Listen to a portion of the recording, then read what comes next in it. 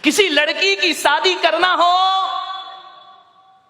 तो लड़की के माता पिता को क्या देखना चाहिए?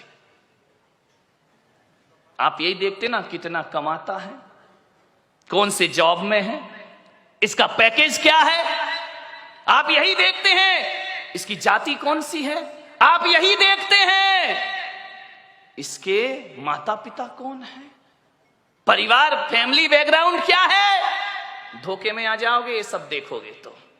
मैं पुलक सागर कहता हूं, फैमिली बैकग्राउंड अच्छा हो तो कोई जरूरी नहीं कि औलाद अच्छी हो। फैमिली बैकग्राउंड दशरथ का बहुत अच्छा था, लेकिन कैकेयी का चरित्र बहुत गड़बड़ था। ध्यान रखिए, फैमिली बैकग्राउंड अच्छा होने से बेटा अच्छा होगा जरूरी नहीं है। लेकिन मैं पुलक सागर आपको कहता हूं कि आपको यदि अपनी बेटी की शादी करना है, उसके हाथ पीले करना है, उसका रिश्ता लेकर के जाना है, तो ना घर देखना, ना परिवार देखना, ना आप ये देखना कितना कमाता है।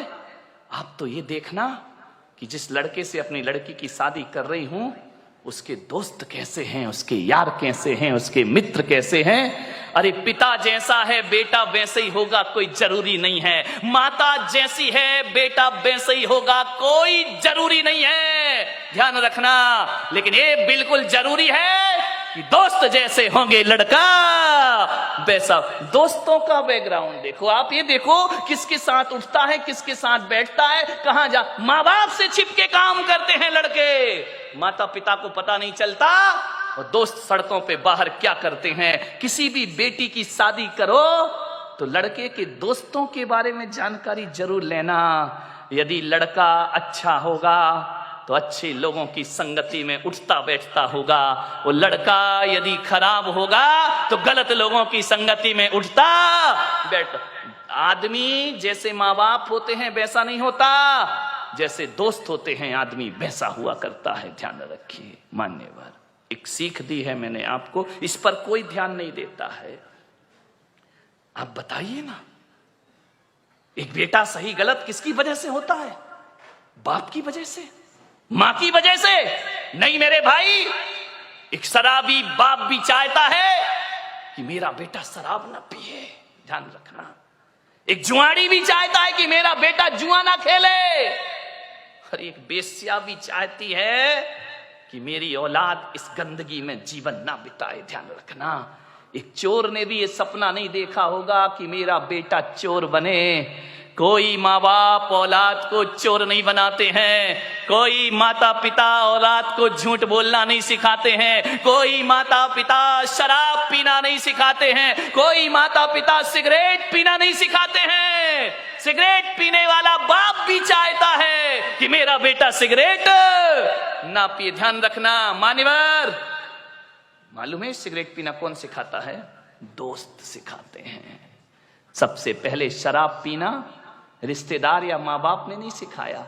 शराबी बाप भी नहीं सिखाता है कि बेटा तू पी ले। ध्यान रखना।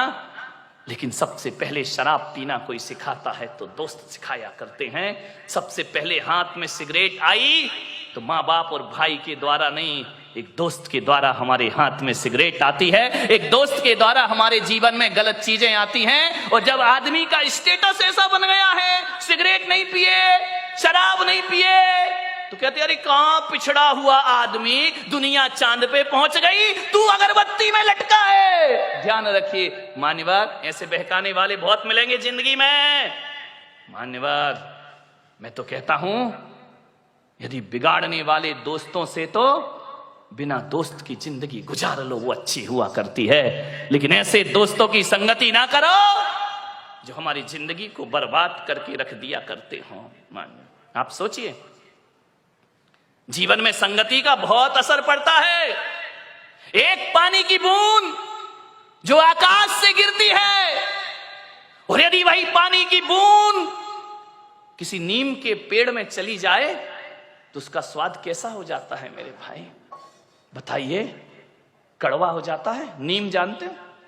नहीं जानते हैं तो बोलो ना जानते हैं, नहीं तो मैं समझ रहा तुम कुछ जानते ही नहीं हो।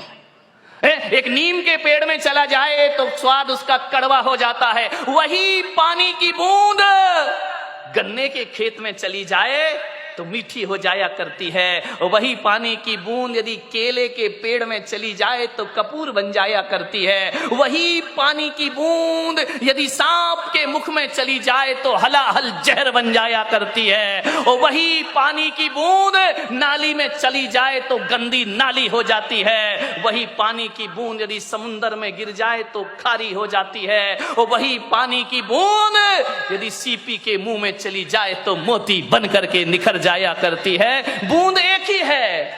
ये इतने रूप क्यों हुए उस बूंद के? संगति के कारण से। किसकी संगति करी उसने? मोती बना सीप की संगति से और जहर बना सांप की संगति से। ध्यान रखें।